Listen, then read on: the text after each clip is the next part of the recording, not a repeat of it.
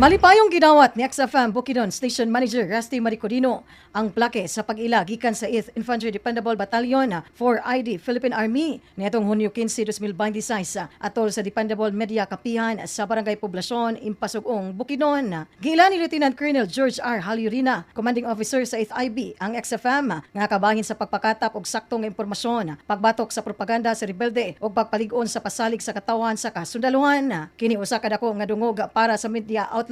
Sa iyang pamahayag, mapasalamaton si Halyurina sa kontribusyon sa mga media partners sa ilang operasyon, labi na alang sa pagkabot sa kalinaw o pagtapos sa insurhensya.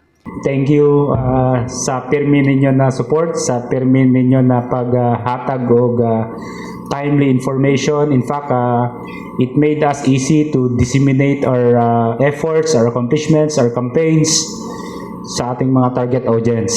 And mas napadali ang aming pag-reach out itong mga istoryahan sa atong mga programa. Ipakita usab sa commander ang iyang dakong pagsalig sa mga bag-ong nainstalar nga mga company commanders sa 8th IB. I challenge yung mga newly installed first sergeants ng Bravo at saka ng Headquarters Service Company. Gawin nyo kung ano yung ginawa ng ating mga outgoing and even lagpasan nyo pa ang ating mga residente ng Impasugong, ng Upper Pulangi Barangays ng Malaybalay, ng whole Bukidnon. Mataas yung expectation nila sa atin. Mataas yung expectation nila na i-deliver natin kung ano man yung expected sa atin.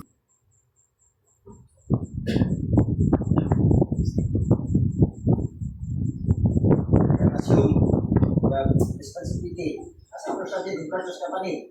Effective this date, sir.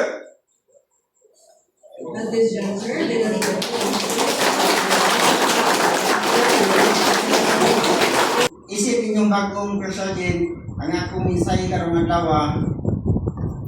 Padayon atong pagdisiplina sa trabaho sa tanang higayon. Buhata ang atong buhaton ang adunay responsibilidad o respeto o magtinabangay kita aron mas mapaligon ang atong organisasyon. Magpabiling kitang alerto, andam o makapokus sa atong misyon uban sa panaghiusa o paningkamot sa matag usa.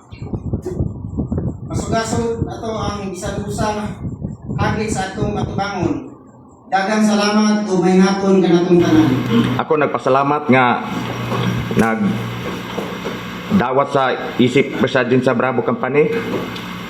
Salamat po ko sa ako ang CEO ug sa ako mga kauban. O kini dako kay ni nga kuan ako kanang challenge isip President. Ay naman diri ako ang mga kauban sa Bravo. Ang ako lang storya sa inyo ha.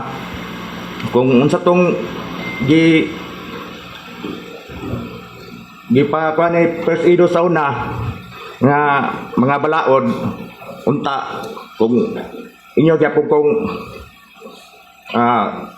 protektahan. Gisilyohan sa 8th IB ang aktibidad pinaagi sa Budol Fight, kini timailhan sa panaghiusa og kamaradari.